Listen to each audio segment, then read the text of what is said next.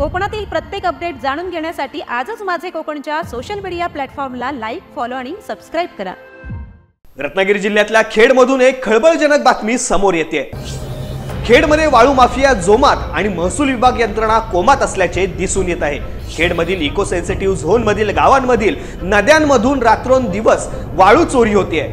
खेडमधील बांद्री पट्ट्यात नदीतून शेकडो ब्रास वाळूचा उपसा होतोय। महसूल विभाग याकडे जाणीवपूर्वक दुर्लक्ष करत असल्याचा पर्यावरण प्रेमींकडून आरोप देखील होतोय। केंद्र सरकारने पर्यावरण संवेदनशील क्षेत्र म्हणून घोषित केलेल्या सह्याद्रीच्या पट्ट्यातील बांद्री पट्ट्यात देवघर सोंडे या नदीपात्रात वाळू माफियांनी अक्षरशः धुमाकूळ घातलेला पाहायला मिळतोय। पर्यावरण संवेदनशील क्षेत्र म्हणजेच इको सेन्सिटिव्ह झोन असलेल्या खेडमधील पूर्वेकडील बांद्री पट्ट्या म्हणून ओळखल्या जाणाऱ्या आंबवली तळे विभागात येणाऱ्या गावांमध्ये राजरोसपणे नदीतील वाळू उपसा रात्रंदिवस सुरू असल्याचे पाहायला मिळत आहे। याच विभागातील देवघर सोंडे या नदीपात्रात वाळू माफियांनी अक्षरशः धुमाकूळ घातल्याचा व्हिडिओ प्रसार माध्यमांच्या हाती लागलेला आहे। शेकडो ब्रास वाळूचे ढीगच्या ढीग नदीपात्रात उभे आहेत। याची वाहतूक रात्रभर या विभागातून सुरू असते।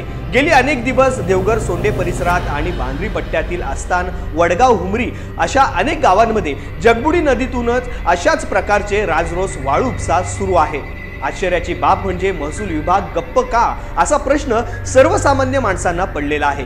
गेल्या काही दिवसात अनेकांनी या संदर्भात खेडच्या तहसीलदार यांना अवैध चोरट्या वाळू उपशाला आळा घालण्यासाठी निवेदन देखील दिले आहेत। मात्र महसूल विभाग जाणीवपूर्वक याच्याकडे डोळेझाक करत असल्याचा आरोप पर्यावरण प्रेमी आणि स्थानिक नागरिकांकडून होत आहे।